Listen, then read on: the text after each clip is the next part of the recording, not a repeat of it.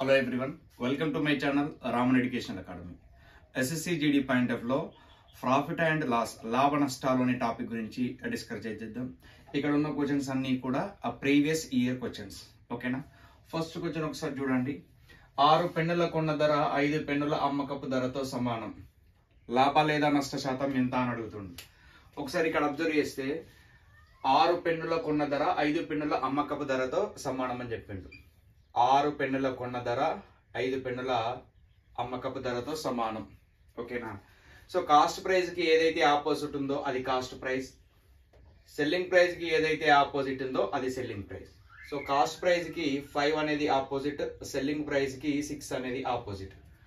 5 రూపాయలకు కొని 6 రూపాయలకు అమ్ముతుందంటే 1 అనేది లాస్, 1 అనేది ప్రాఫిట్. ఓకేనా? సో ఆ ప్రాఫిట్ అనేది దేని మీద ఆధారపడి ఉంటుందంటే కాస్ట్ ప్రైస్ మీద ఆధారపడి ఉంటుంది.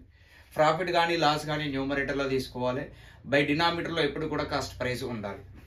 ఓకేనా? 5 తోని ఎన్ని టైమ్స్ అంటే 20 టైమ్స్. సో ఓవరాల్ గా ప్రాఫిట్ పర్సంటేజ్ ఎంత అంటే 20%. Next second question. Rohit bat ను 2320 రూపాయలకు కొని దాని మరమ్మతుకై 180 రూపాయలు ఖర్చు పెడితే 2400 రూపాయలకి అమ్మితే నష్ట శాతం ఎంత అంటుండు. ఇక్కడ బ్యాట్ ని ఎంతకు కొన్నాడు అంటే 2320 రూపీస్ కి కొన్నాడు. నెక్స్ట్ 180 రూపీస్ అనేది దానికి ఖర్చు పెట్టిండు. అంటే ఓవరాల్ గా కాస్ట్ ప్రైస్ ఎంత అవుతుందంటే 2500 రూపీస్ అనేది కాస్ట్ ప్రైస్ అవుతుంది. ఓకేనా?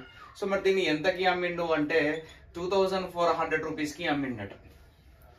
2500 రూపీస్ కి కొని 2400 రూపీస్ కి అమ్ముతుందంటే 100 అనేది లాస్ అయినా ప్రాఫిట్ అయినా కూడా కాస్ట్ ప్రైస్ మీదనే ఆధారపడి ఉంటుంది.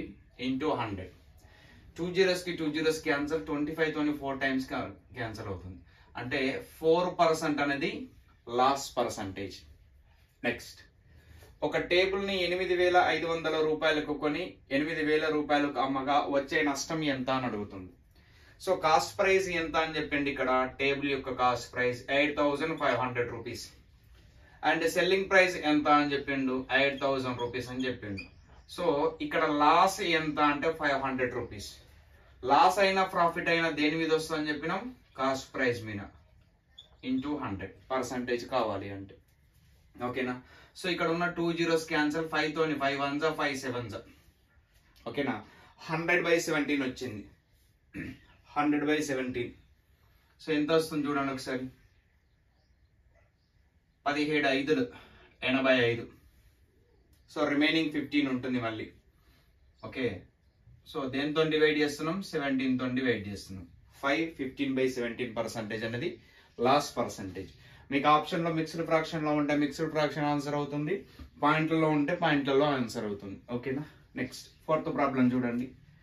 ఒక వ్యాపారి ఒక వస్తువును 3360 రూపాయలకు కొనుగోలు చేసి ఎంత ధరకు అమ్మినట్లయితే 11/9% లాభం వస్తుంది.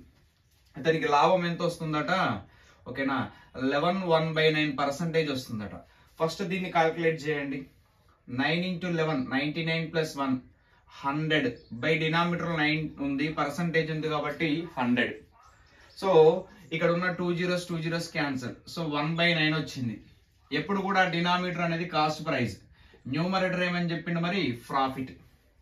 ఒక వ్యాపారి ఒక వస్తువును 360 రూపాయలకు కొన్నాడు అంటే అది కాస్ట్ ప్రైస్, అంటే 9 parts వాల్యూ 360. ఎంత ధరకు అమ్మినట్లు అయితే అంటుండు. చూడండి ఒకసారి.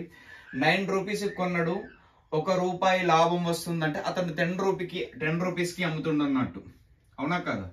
నెక్స్ట్ ఇక్కడ 9 కాస్త 360 అయిందంటే ఇంటూ 40. ఇక్కడ కూడా ఇంటూ 40 చేస్తే ఎంత అవుతుంది, 400 రూపీస్ అనేది సెల్లింగ్ ప్రైస్ అవుతుంది. సో 5th ప్రాబ్లం ఇక్కడ సేమ్ మోడల్ అండి, బట్ లాస్ అని చెప్పిండు. సో ఎవరైతే కంప్లీట్ గా వీడియో చూస్తున్నారో సో ఈ 5th ప్రాబ్లం కి సంబంధించి ఆన్సర్ అనేది కామెంట్ లో ఇవ్వండి.